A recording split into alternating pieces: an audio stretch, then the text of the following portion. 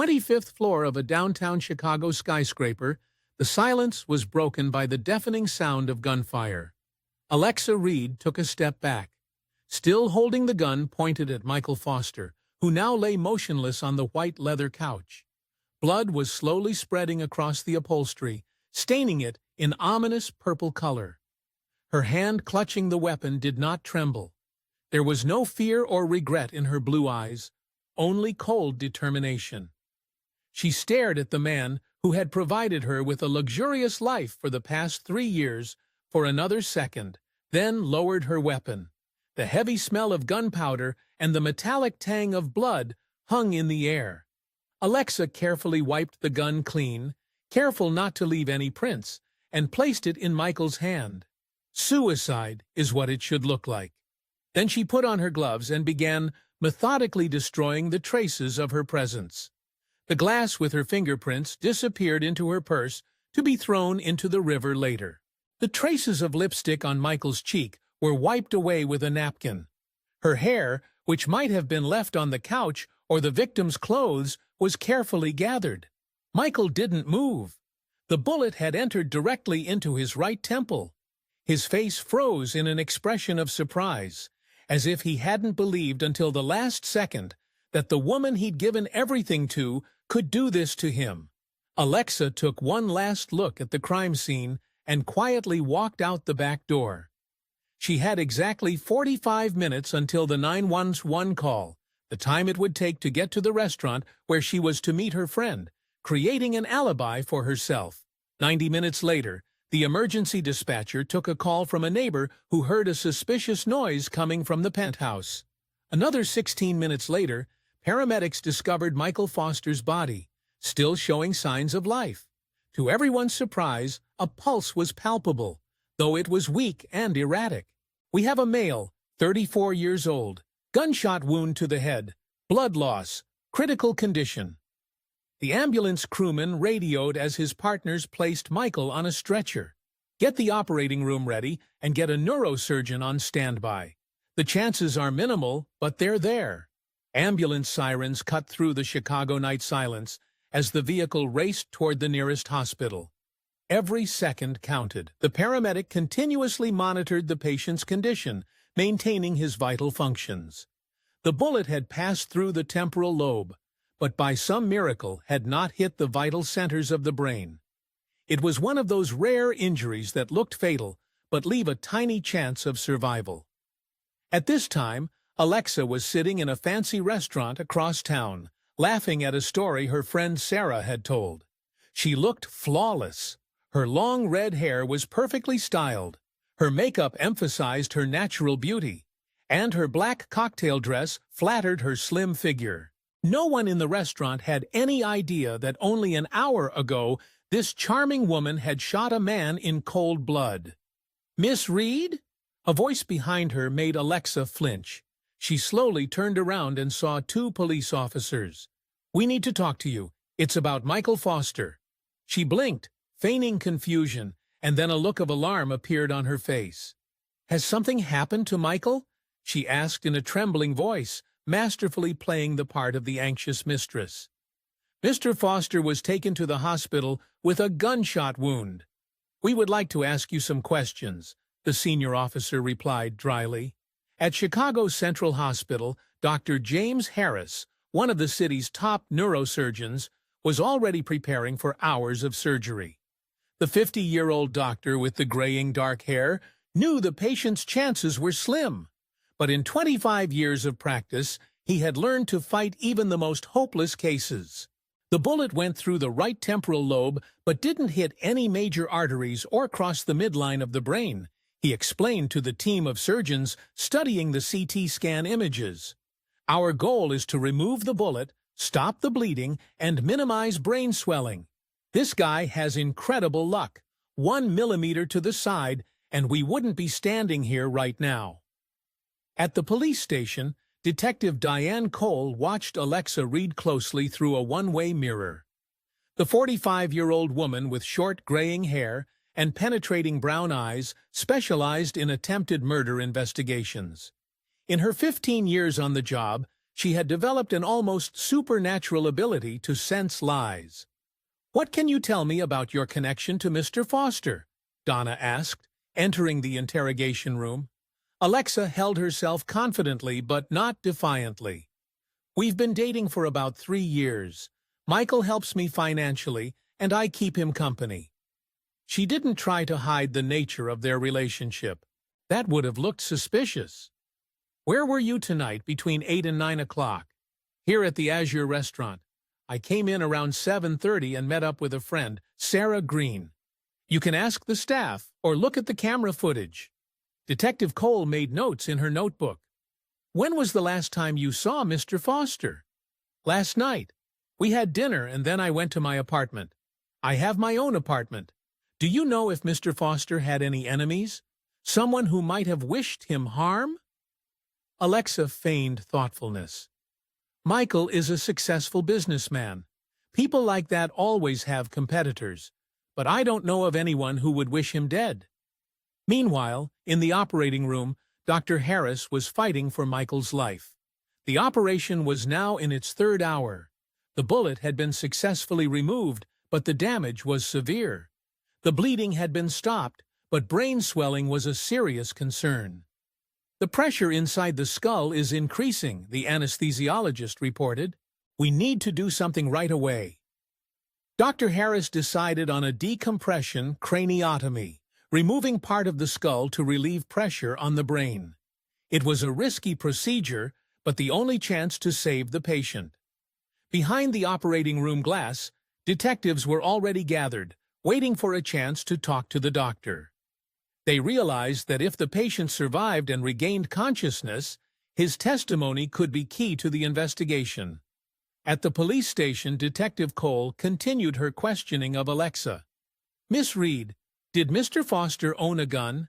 Did he ever mention any intent to harm himself?" Alexa shook her head, and tears came to her eyes. "No, never. I can't believe he could. He was always so upbeat, making plans for the future." Our experts found a gun with Mr. Foster's fingerprints on it at the scene. The initial theory is that it was a suicide attempt. Alexa's face reflected genuine surprise. "That's impossible. I don't believe Michael could do such a thing. There must be some explanation." Detective Cole watched the woman's reaction carefully. Something about her behavior seemed unnatural, but there was no reason to detain her yet. "We will continue to investigate. Please remain in the city and be available for further questions." Alexa nodded, wiping away her tears. "Of course. Can I see Michael?" "He's still in surgery. The doctors will update you on his condition as soon as they get a chance." 6 hours after Michael was admitted to the hospital, the surgery was completed. Dr. Harris, tired but satisfied with the outcome, came out to the waiting detectives. "The patient is stabilized. We removed the bullet and part of the skull to reduce intracranial pressure. The next 48 hours will be critical, but unless there are complications, he has a chance of survival." "What's the likelihood he'll regain consciousness and be able to talk?" one of the detectives asked. "It's hard to say. The damage is severe, but it hasn't affected the speech centers. If he survives, he'll likely be able to communicate. There may be memory problems, however." Alexa returned to her apartment around 4 in the morning. She was confident in her alibi. Dozens of people saw her at the restaurant. Cameras recorded the time of her arrival, and the gun with Michael's fingerprints should have inclined the investigation to the version of a suicide attempt. However, the news that Michael had survived worried her. By all calculations, he should have died instantly, or at the very least, before the ambulance arrived. Now, all she could do was wait and hope that the brain damage was severe enough that he would never be able to tell the truth. At the police department, Detective Cole stayed up all night studying the case file. Something about Alexa Reed's story didn't add up. She requested surveillance videos from around Michael's penthouse and ballistics results. Her intuition told her it wasn't a suicide attempt. By morning, the first forensic results confirmed her suspicions. The angle of entry of the bullet and the absence of powder residue on Michael's arm indicated that the shot had been fired from a distance of at least half a meter. Suicide was becoming a remote possibility. Everything now depended on whether Michael Foster would survive, and whether he would be able to name the man who had tried to kill him. In the silence of the hospital's intensive care unit, only the monotonous beeping of medical equipment could be heard. Michael Foster had been lying motionless for 7 days. His head was partially shaved and bandaged, and wires stretched from numerous tubes and sensors to monitors. His face, usually full of life and energy, now seemed like a wax mask. Dr. James Harris visited his patient daily, scrutinizing the vitals and making notes in the medical chart. "The brain swelling is gradually subsiding, which is a good sign," he explained to the nurse on duty. "But it's still hard to predict when and if he'll regain consciousness." A police officer was invariably present in the corner of the room. Detective Cole had insisted on round-the-clock surveillance. She did not rule out the possibility of a second assassination attempt. That morning, the 8th day after the shooting, Nurse Elizabeth was checking the IV when she noticed a slight movement in the fingers of the patient's right hand. At first, she thought she was imagining it, but after a moment, the fingers trembled again. "Dr. Harris, room 3 now," Elizabeth called the neurosurgeon over the intercom. By the time the doctor rushed into the room, Michael's eyes were open. He was staring at the ceiling with an unseeing gaze, but was definitely conscious. "Mr. Foster, can you hear me?" Dr. Harris asked, leaning over the patient. "If so, blink, please." Michael blinked slowly. "Great, I'm Dr. Harris. You're in the hospital. You suffered a serious head injury, but you're safe now." The police officer on duty immediately contacted Detective Cole with the happy news. "The patient has regained consciousness. The doctor is checking his condition." 40 minutes later, Diane Cole was already at the hospital. The investigation had progressed over the past week, but was missing a key element: witness testimony. Ballistics testing confirmed that the shot had been fired by someone other than Michael himself, but there wasn't enough evidence to point to a specific person. Dr. Harris met the detective in the hallway. He's stable and responsive to questions. His speech center appears to be intact, but it's difficult for him to speak due to general weakness. "I'm authorizing a brief interrogation, no more than 15 minutes, but keep in mind, his memory may be fragmentary." Diana nodded. "I understand." "Thank you, doctor." Michael lay with his eyes half open as the detective entered the room. She introduced herself and cautiously took a seat in the chair next to the bed. "Mr. Foster, I understand this is difficult for you, but we need your help. Do you remember what happened the night of the shooting?" Michael was silent for a few seconds. Then, with a visible effort, he uttered one word: "Alexa." Detective Cole's heart beat faster. "Alexa Reed? Was she with you that night?" "She shot." Each word came hard to Michael, but there was no certainty in his voice. "Are you sure? You saw exactly Alexa Reed shoot you?" "Yes." Michael tried to nod, but a grimace of pain contorted his face. "She didn't expect that I would survive." Diana asked a few more questions, trying to get more details, but Michael was quickly tiring. Before leaving, she promised to return the next day. In the car, she immediately contacted her colleagues. "We have a direct statement from the victim. Prepare a warrant for Alexa Reed's arrest." Alexa was spending the day at the spa when her phone rang. Sarah's name popped up on the screen. She answered it, stepping aside from the other customers. "He's awake," Sarah said without preamble. Alexa felt a chill run down her spine. "Are you sure?" "My cousin works as a nurse at that hospital. She just called. He's not only regained consciousness, but he's already talking to a detective." "Shit," Alexa thought frantically. What could he have told them? He had to be dead. "I don't know, but you'd better be prepared. If he gave your name without direct evidence, it's just the words of a man with a brain injury against my impeccable alibi." Alexa tried to sound more confident than she actually felt. "Be careful. I'll call you back later.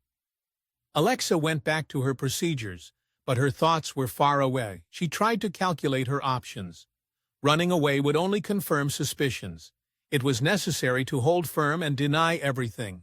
After all, the gun had been found in Michael's hand and she was in the restaurant among dozens of witnesses. But when she emerged from the spa 2 hours later, she saw 2 police officers waiting at the entrance. Alexa, Reed, you are under arrest on suspicion of the attempted murder of Michael Foster. You have the right to remain silent. It all happened quickly and without drama. Detective Cole was waiting at the police station when the officers brought Alexa in. In the interrogation room, the atmosphere was tense. Mr. Foster has regained consciousness, Diane began, looking directly into Alexa's eyes. He claims it was you who shot him. Alexa didn't show any panic. That's absurd. I was in the restaurant at the time of the shooting, as confirmed by dozens of witnesses and camera footage. Michael suffered a serious brain injury. His words are unreliable. Ballistics testing showed that the shot was not fired by Michael himself. The angle of entry of the bullet and the lack of powder residue on his arm rules out the suicide version. That doesn't make me guilty. Perhaps someone broke into the apartment. I loved Michael. I had no reason to want to hurt him. Detective Cole studied the suspect's reactions. Alexa held herself well, but something akin to fear flashed in her eyes when the subject of motive came up. Really? We checked Mr. Foster's financial records. A week before the incident, he amended his will to exclude you as a beneficiary.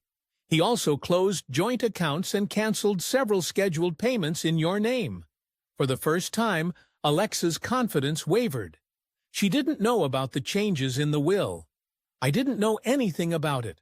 There must be some kind of mistake. I don't think so. From the email correspondence we found, Mr. Foster was planning to sever his relationship with you. Here's a copy of the email he was going to send you on the day of the attack. Diane placed the printout on the table. In the letter, Michael explained that he no longer saw a future in their relationship, hinted at another woman, and informed her that his financial support was ending. Alexa turned pale, but quickly pulled herself together. That doesn't prove anything. Even if he was going to leave me, it doesn't mean I wanted to kill him. I'm an independent woman. I have other sources of income. Like what? A check of your bank history shows that for the past 3 years, 95% of all income has come from Mr. Foster. Alexa remained silent. Detective Cole continued, We've issued a search warrant for your apartment. What will we find there, Miss Reed? Nothing incriminating. I'm innocent. At this time, the forensics team was thoroughly examining Alexa's apartment in the posh neighborhood. Detective Cole received a message. Found gloves with gunpowder residue in the bathroom trash can. A box of ammunition matching the caliber of the gun used to shoot Foster was found in the closet. When Diane broke the news to Alexa, she finally requested an attorney. At the hospital, Michael's condition continued to improve. His speech became more coherent and his memories clearer. He revealed that he and Alexa had a fight that night over his decision to end the relationship. I didn't want to be cruel, but I realized it was pointless to postpone the conversation. I told her that I had met another woman and that the financial support would stop within a month. How did she react? The detective recording the statement asked. Calm at first, even too calm. Said she realized it had to end sometime. Offered me a drink to a new chapter in our lives. I relaxed. Figured it was all going civilized. Then she asked me to close my eyes for a surprise. When I opened them, she was standing in front of me with a gun. Did you recognize the gun? Yes, it was my gun. I kept it in the safe in my bedroom. She must have known the combination. I remember her last words before the shot. If I can't have you, no one will. Then I heard the shot, and everything went dark. Cole's testimony was consistent with the rest of the evidence. Detective Cole was confident that the case was almost closed. It remained to be seen if Alexa had acted alone. On the third day after Alexa's arrest, Diane Cole brought Sarah Green in for questioning. Alexa's friend looked nervous, constantly rubbing the bracelet on her wrist and avoiding a direct look. "Miss Green, when Alexa called you and suggested we meet at the Azure restaurant, did she mention a reason?" "No, just said she wanted to celebrate." "Celebrate what?" She didn't elaborate. "It's strange to celebrate without a reason, don't you think? Especially at such an expensive restaurant." Diana watched Sarah's reaction carefully. "Alexa loves the beautiful life. It's normal for her. When she arrived at the restaurant, did you notice anything unusual in her behavior?" Sarah hesitated. She was excited but not nervous. More like she'd just gotten some good news. "And you didn't ask what the news was?" "I did. She said she'd tell me later that it was a surprise." Diane tapped her pen on the table and then asked the key question. "Miss Green, are you aware that Alexa Reed planned the murder of Michael Foster?" Sarah went pale. "No, I didn't know anything. I swear." But her reaction said otherwise. The detective continued to press. "We have phone records. We discussed her plans with Alexa at least 3 times in the week before the assassination attempt. Accessory to attempted murder is a serious charge, Miss Green. 15 years to life in prison." The fear in Sarah's eyes was replaced by humility. "I had no part in the planning. Yes, she said Michael wanted to leave her, that she wouldn't let that happen. But I never thought she was really capable of such a thing." "Did you inform the police of the possible danger to Mr. Foster?" "No, I thought she was just angry, blowing off steam. People often say I'm going to kill him figuratively." "And when she asked you to confirm her alibi?" Sarah lowered her head. "That's when I realized it was serious. But it was too late. I was afraid of becoming an accessory. Afraid I'd be accused, too." "That's true, Miss Green. But cooperating with the investigation may alleviate your situation." Over the next hour, Sarah told everything she knew. How Alexa had found out about Michael's new woman, how she had discovered the changes in his financial affairs by hacking into his email, how she'd carefully planned the suicide by studying the angle of the shot, and how to get rid of the evidence. She was obsessed with control, Sarah concluded. She couldn't stand the idea that he was choosing to end the relationship, that she would no longer live large at his expense. For her, it was a matter of power, not just money. The day after Sarah's interview, the detective team uncovered another important piece of evidence. In a dumpster a few blocks from Alexa's apartment, they found a glass with her fingerprints and lipstick marks, the same one she took from Michael's penthouse after the shooting. And in Alexa's cell phone, seized at the time of her arrest, experts found deleted but restored requests on the internet. Shot in the head chances of survival, how to fake a suicide, how to remove gunpowder residue from the skin. All the queries were made a week before the assassination attempt. The case against Alexa Reed was becoming irrefutable. The prosecutor began preparing a charge of attempted aggravated murder. In his hospital room, Michael Foster was able to get out of bed for the first time with the help of the medical staff. Doctors were impressed with the speed of his recovery, although they warned that full rehabilitation would take months, if not years. "I want to give full testimony in court," he told Detective Cole during her regular visit. "People need to know what she's capable of." "You're going to have to confront her face to face," Diane warned him. "It won't be easy." "I'm ready. She thought she killed me. I want to see her face when I testify." In the holding cell, Alexa Reed sat on a narrow bunk with her arms wrapped around her knees. There was no trace of her confidence left. The police had found all the evidence. Sarah had betrayed her, and Michael, who was supposed to be dead, was now preparing to testify against her in court.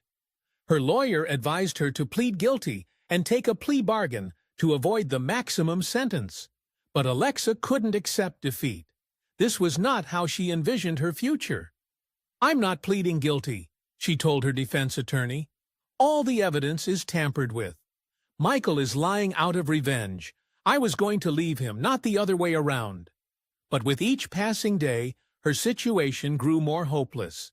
Detective Cole had methodically gathered evidence: gloves with gunpowder residue, a glass with fingerprints, deleted searches, statements from Michael and Sarah, financial documents proving motive.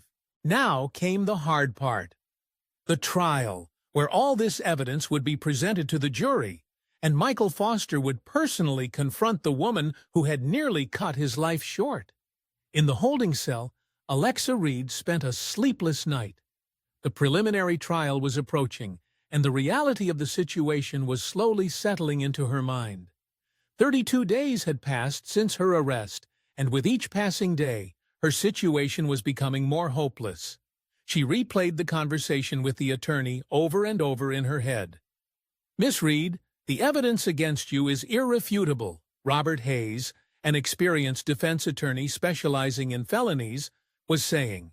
"The prints on the glass, the searches on your cell phone, the witness statements, a jury will not have mercy on you. I already told you I'm innocent. Michael's lying. And the gloves with gunpowder residue in your bathroom, and the box of bullets in your closet, and the phone records with Sarah Green.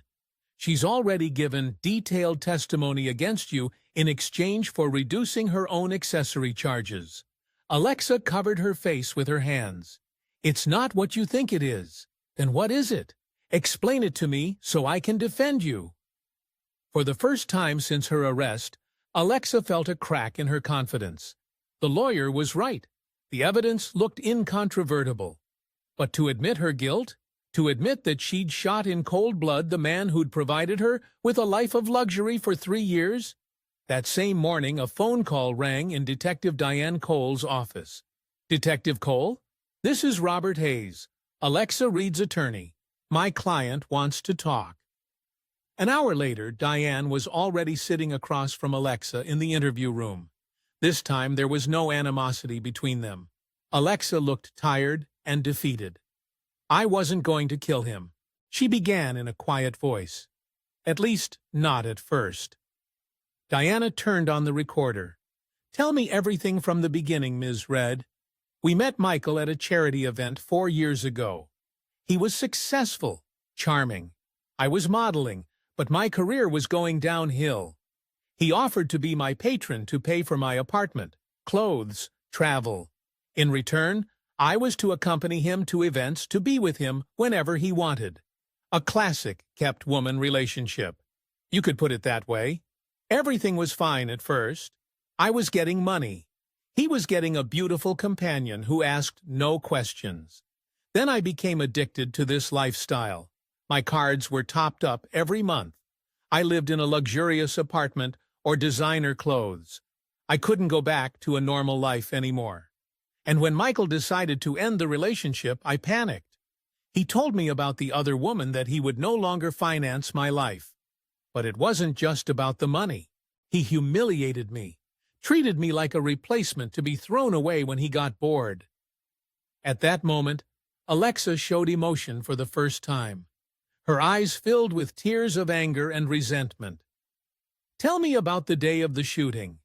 I found the gun in his safe a week earlier. The combination he didn't keep from me the day he was burned. First, I just thought I'd scare him, make him change his mind. But the more I thought about my future life without Michael's money secured, the angrier I got." Alexa described how she carefully planned her alibi, how she arranged with Sarah to meet him at the restaurant, how she calculated the time to get from Michael's penthouse to the Côte d'Azur. "That night I went to his place to supposedly discuss our breakup. I brought wine, told him I wanted to stay friends. He seemed content to let things pass in a civilized manner.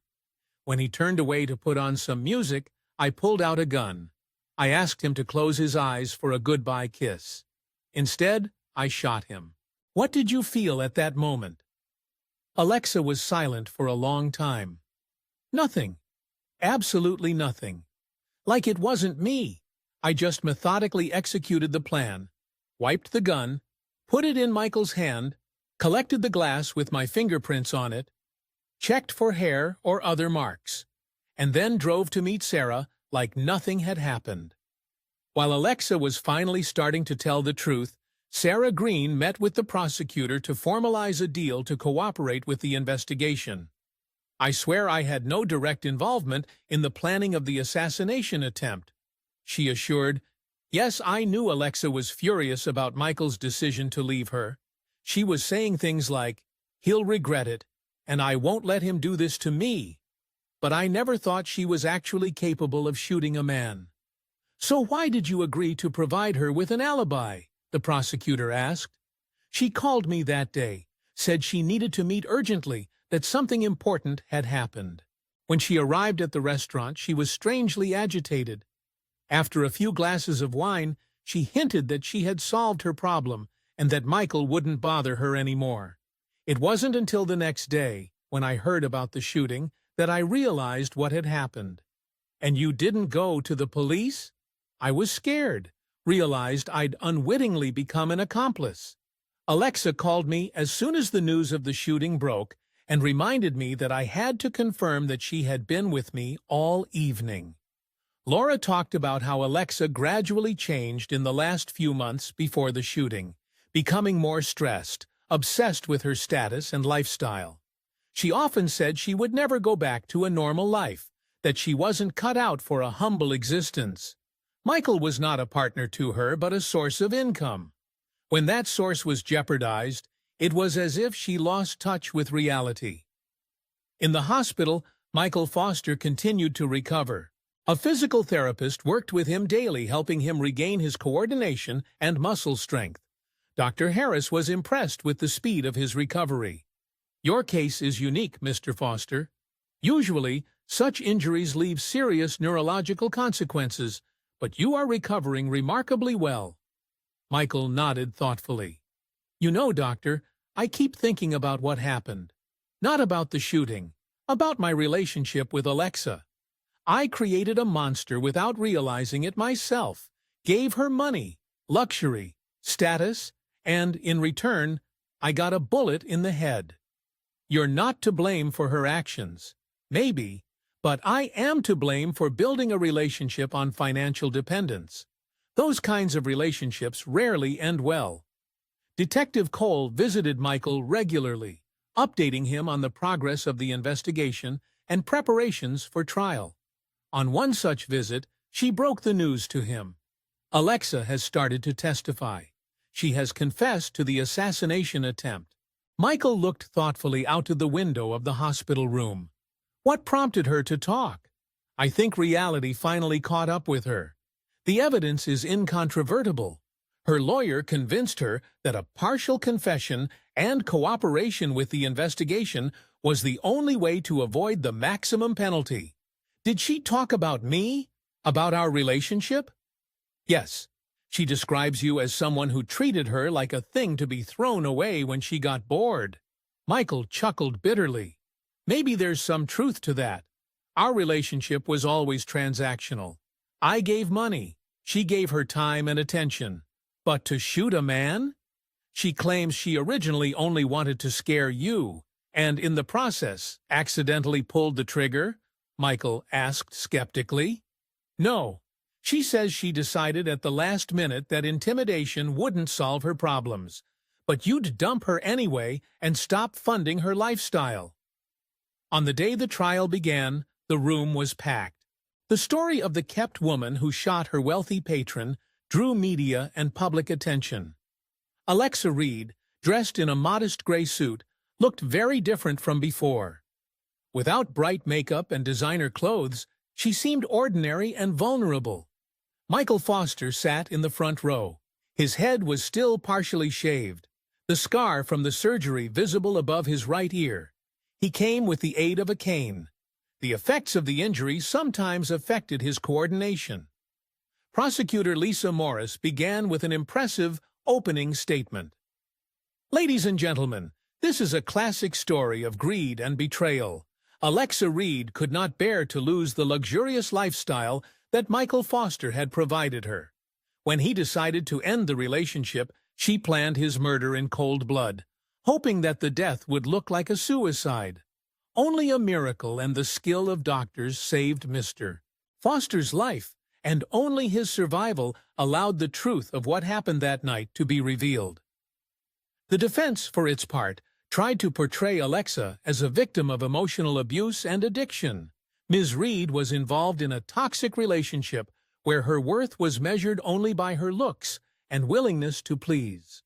When Mr. Foster decided to replace her with another woman, he stripped her not only of her financial support, but also of the identity she had built over the years.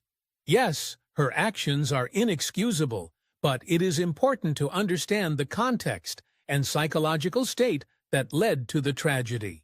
Over the following days, the court heard testimony from experts, witnesses, and Alexa herself. She no longer denied her guilt, but insisted she had acted in a state of severe emotional distress. "I realize I made a terrible mistake," she said in a shaky voice. "I lived under the illusion that money and status were all that mattered. When Michael decided to take that away from me, it was like I lost my mind." The trial culminated with Michael Foster's testimony. He spoke slowly, sometimes struggling to choose his words. The effects of the trauma were still affecting his speech. "I remember every detail of that evening. How Alexa smiled, offering a drink to our future. How she asked me to close my eyes for one last kiss. And how instead of a kiss, I saw a gun pointed at my head." When the prosecutor asked if he saw the look on Alexa's face at the moment the gun was fired, Michael replied, "Yes." She didn't hesitate. She didn't look scared or unsure. There was just cold determination in her eyes. She wanted me dead.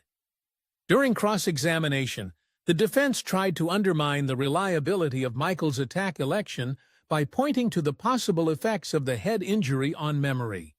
But medical experts confirmed that his speech and cognitive functions had recovered enough for his testimony to be considered reliable. The most emotional moment was Alexa and Michael's confrontation in the courtroom. "Have you ever loved me?" Michael suddenly asked, looking directly at his former lover. Alexa was silent for a long moment and then quietly replied, "I guess in my own way, yes, but I loved more what you gave me. Status, security, luxury. I'm sorry I couldn't separate one from the other. If I had just broken up with you without mentioning the other woman, would you still be shooting? I don't know, probably not. The thought that you chose another, that I wasn't good enough, that hit me the hardest." In closing arguments, the prosecutor emphasized the premeditated nature of the crime. Alexa Reed did not act spontaneously. She researched murder methods on the internet, developed a plan, created an alibi, took the gun from the safe, and methodically destroyed evidence after the shooting. This is not a crime of passion, but cold calculation. The defense, while acknowledging the crime, insisted there were mitigating circumstances. "My client fully admits her guilt and is sincerely remorseful. She acted in a state of severe emotional distress, provoked by the sudden collapse of her entire life. She deserves to be punished, but she also deserves a chance at rehabilitation." After 2 days of deliberation, the jury reached a verdict: guilty of attempted aggravated first-degree murder. Judge Eleanor Harris announced the verdict: "Alexa Reed, you have been found guilty of the attempted murder of Michael Foster. Given the premeditated nature of the crime, the careful planning and attempted staged suicide, the court sentences you to 25 years in prison with the possibility of parole after 15 years. Alexa showed no visible reaction to the sentence. She stared straight ahead as the officers led her out of the courtroom. Sarah Green, as part of her plea deal, received 3 years probation for accessory after the fact to the crime. Her cooperation with police and lack of direct involvement in the planning of the assassination attempt were taken into account by the court.